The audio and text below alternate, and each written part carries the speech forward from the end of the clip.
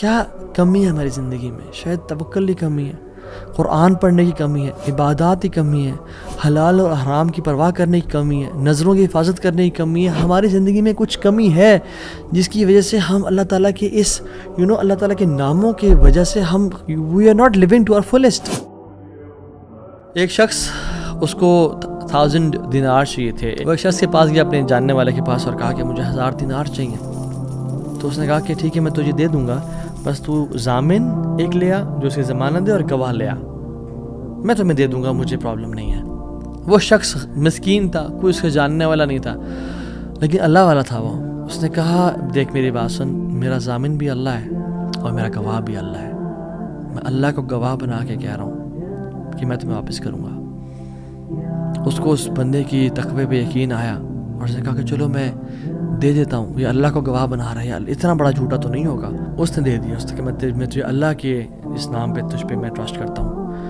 یہ شخص پیسے لے کے اس نے کاروبار کرنا تھا، یہ چلا گیا. یہ جب کشتی پہ بیٹھا، سوار ہوا، دوسری طرف اترا، اپنا کام شام کیا، واپس آیا. جو دن اور جو مقرر وقت آیا ہوا تھا، جب وہ کشتی پہ آیا واپس، ایک سمندر کے پار یہ شخص تھا، تو جو لاسٹ کشتی تھی وہ نکل گئی. یہ سر پکڑ کے بیٹھ گیا کہ میں نے تو آج وعدہ کیا تھا اور اللہ کو ضمانت دار بنایا تھا اور گواہ بنایا تھا. اب اگر میں آج اس تک مال نہیں پہنچاتا تو وہ کیا سوچے گا میرے بارے میں، اور اس کا تو ٹرسٹ اٹھ جائے گا، یعنی کہ میں نے اللہ کے نام پہ جھوٹ بولا اسے. تو آخری کشتی چلی گئی تھی. اس کے بعد تو کشتی نے اس دن جانا نہیں تھا. تو اس نے کیا کیا کہ یا اللہ میں نے تجھے ضمانت دار بنایا ہے اور تجھے میں نے گواہ بنایا ہے، تو تیرا کام ہے اس مال کو پہنچانا. اس نے ایک ووڈ لاگ لیا، اس میں سوراخ کیا، اس میں اس 1000 دینار، سبحان اللہ، 1 دینار از اے گولڈ کوائن. اور آپ ایک گولڈ کوائن کی آج آپ ورتھ لگا لیں، ان لیکس، ان ملینز. اس نے کیا کیا، اس کو اس ووڈ لاگ میں ڈالا، پرچی لکھی اور اس میں ڈال کے بسم اللہ پڑھ کے آگے بہا دیا. کیسا قادر ہے، کیسا قدیر ہے. اس نے اس ہواؤں کو رخ پھیر دیا اور وہ بندہ وہاں انتظار کر رہا تھا، اور اس کے بندے کے پاس وہ ووڈ لاگ پہنچا اور اس نے اس کو دیکھا. اس میں پرچی تھی اور پرچی نکالی اور اس کو کھول کے دیکھا کہ اس کے 1000 دینار تھے. وہ بڑا حیران ہوا کہ یہ مجھ تک کیسے پہنچے.